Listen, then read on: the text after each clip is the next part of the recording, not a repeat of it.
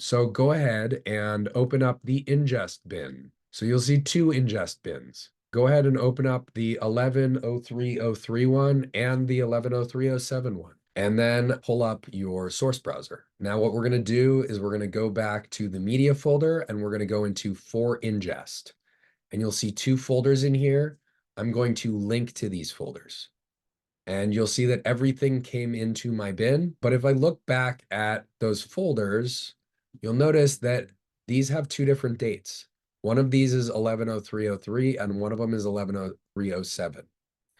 So how can I tell which one is which? Because all these files are generic and useless. So if I look over here in my bin, because I have the source path info in the bin itself, I can actually tell which bin each of these came from. So these ones are 110307, and these two are 110303. So I can leave these in here, and then I'll just move these ones in here. Now, alternatively, instead of linking to all of those at the same time, I could have selected this and chosen 110303 and then hit link, and then chosen this, selected 110307 and then hit link. And that would have given me the same result. So what we're going to do now is we're going to prep these as if they were camera media. Now, if you look at the file names, these file names are pretty useless. They don't tell us anything about the footage. They don't tell us when it was shot. They just tell us the order in which the clips were shot within themselves. So if I sort these by order, you'll see that the time codes align with the clip numbers. But we need more than that. When we transcode footage for anything, we should always have more information than just that. So if you look at your handout, if you scroll down to linking to media, what you should use, I mean, and this is definitely show dependent, is 3-letter project code, date shot, card load. So the 3-letter project code is something you would get from, well, you would either create or you would get from the post supervisor. This show is called Hazard with a Y and a D and a K. I don't know where that came from, but they're using this weird HZKYD at the beginning. So what I'm going to do is on one of these, I'm going to create what's called a tape ID. I'm going to recreate the 3-letter project code date shot card load. So I'll do HZKYD underscore date shot, which would be 110303, and then card load. Actually, I don't have a card load on this because these are just generic clips. So I'll just call this A01. Usually everything will be sorted into folders with the card load.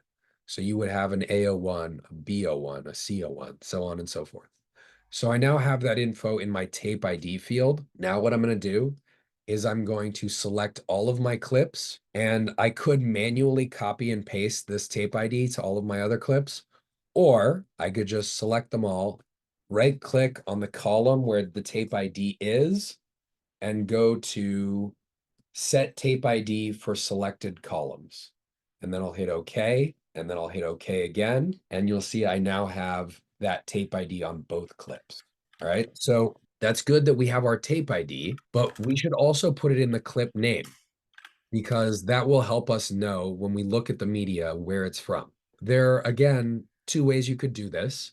One is you could do it the old-fashioned way, where you copy and paste the info to the beginning of every clip name. So I just did that to the first clip. But personally, I like to use the much more modern way of doing this, which is through a feature that is now in Media Composer called bulk edit. So if I select both clips and I right click and go down to bulk edit, you'll see that it comes up with this window here. Now, this window at first is very like, what the hell am I looking at?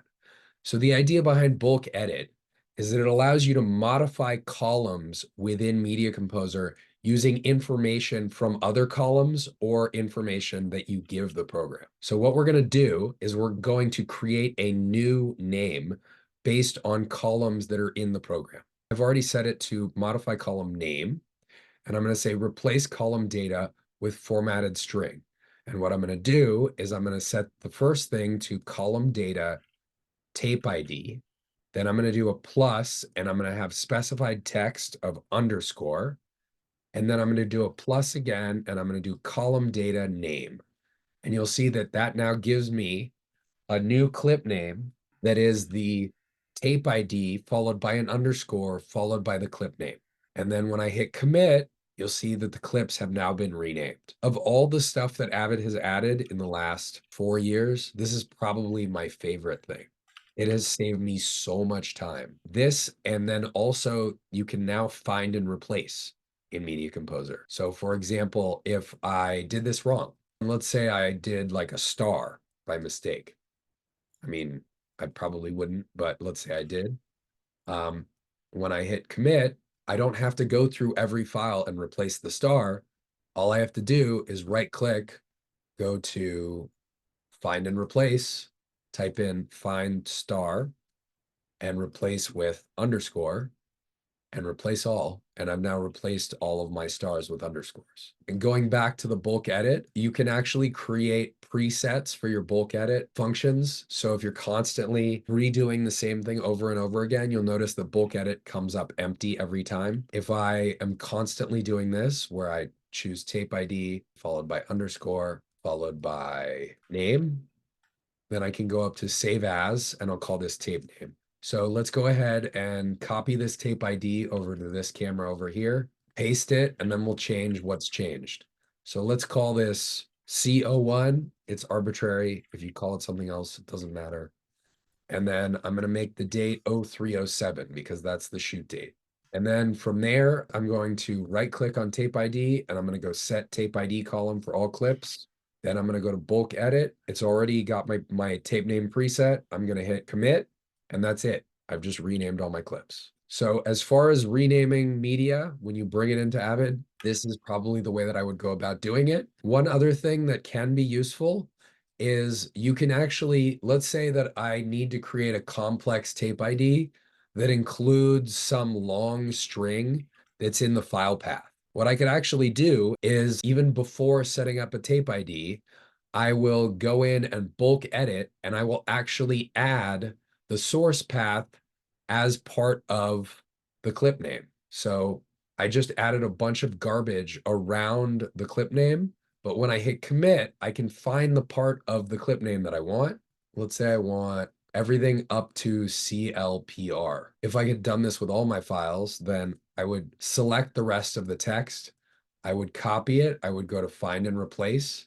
I would paste that string, replace all, and then I would find anything else that I wanted to get rid of. This, place that with underscore H. And I would actually probably have done that in the tape ID column. I wasn't thinking when I did that. Basically, what I was trying to get across is you can use bulk edit to pull different parts of the file information from different columns in Media Composer to compose a tape name or tape ID. And you can also do other cool stuff in bulk edit. There's column data, but you can also actually add a counter. You have a bunch of clips in your bin and you want to number them from 1 to 200. You could select them all. You could choose name followed by an underscore followed by counter. And then you will end up with a bunch of clips with numbers at the end based on what order they were in your bin. Now, we've been using tape ID. You can also use tape name, but personally, I don't like tape name because it comes with a lot of extra baggage, because tape name is from the days of when everything was actually based on tapes. And the only way to change a tape name is through a complex set of menus. So if I wanted to set the tape name as this instead of the tape ID, I cannot pull up the tape column and paste this text. If I do that, it will not work. I hit OK. I now have the tape column. You would think, oh, I can just go to tape and I'll paste this in tape. No, you can't. What you have to do is you have to right click, you have to go to modify, modify clip, set source. You have to create a new tape with that name. You have to hit OK, you have to hit OK, you have to hit OK, you have to hit OK. I just created a tape name. That was not worth it. Huge waste of time. Don't use tape name unless you have to. I use tape ID. They work exactly the same way. So we have now renamed all of our clips. So now at this point, what you would want to do is you would want to consolidate or transcode this media. And the way that you do that is all you do is you just select all your clips and you right click, you choose consolidate transcode, choose transcode. I'll do convert to project frame rate and let's do H.264 800 kilobits per second proxy, which is what I did for all the media that we're going to be working with. And then I'll go ahead and hit transcode. It should go pretty quickly. So this process that we're going over right now is the ingest process. This is how you bring in dailies. If you receive media from the field, that's exactly what we're doing. We're linking, we're renaming all the media in Media Composer, and then we are transcoding. Speaking of dailies, so for this, we're doing all the transcoding and everything before any like audio sync is done. Is that correct? That's correct. Okay. Yes. You basically don't do anything with the media until it's transcoded. And I remember in your 2019 bootcamp, you had to, before you transcoded, you said to make sure that like you changed your project dimensions to NTSC or something. I guess we don't have to do that anymore. Yeah, thank God. Okay, nice. So in that class, the way that Connor and I were doing it was we were creating proxies at an even lower resolution than HD so that they could be really small. But I've learned over the years that there are better options, which is if you go into the transcode dialog, even if you're in an HD project, there are some pretty small formats in here. Like, for example, you can do H.264 at 800 kilobits per second, which is really small. It's not quite as small as some of the really, really terrible standard def formats, but you'll notice that when you switch, for example, if I switch to 30i NTSC, then when I right click and choose transcode, I have completely different options. And they're all old garbage formats except for ProRes. But like JFIF is what we used to use. And on shows that I've worked on, some of them still use these formats. So you do have to switch the project setting before you transcode.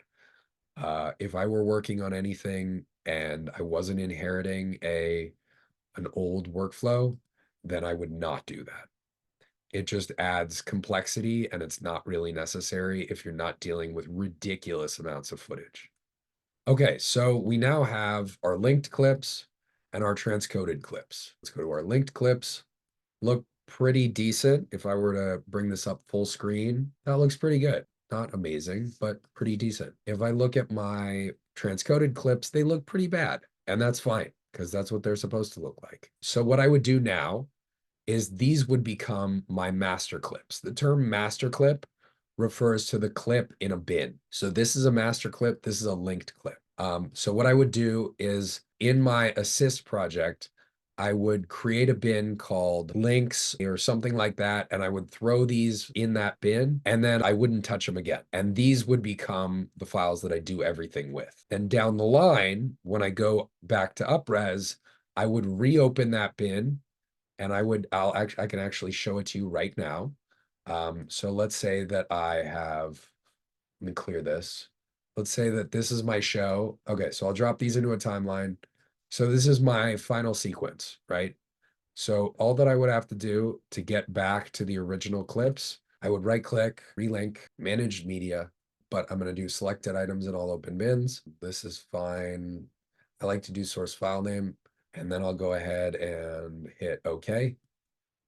And I now have a sequence that is relinked back to the high-res clips. So that's how the upres process works at the end.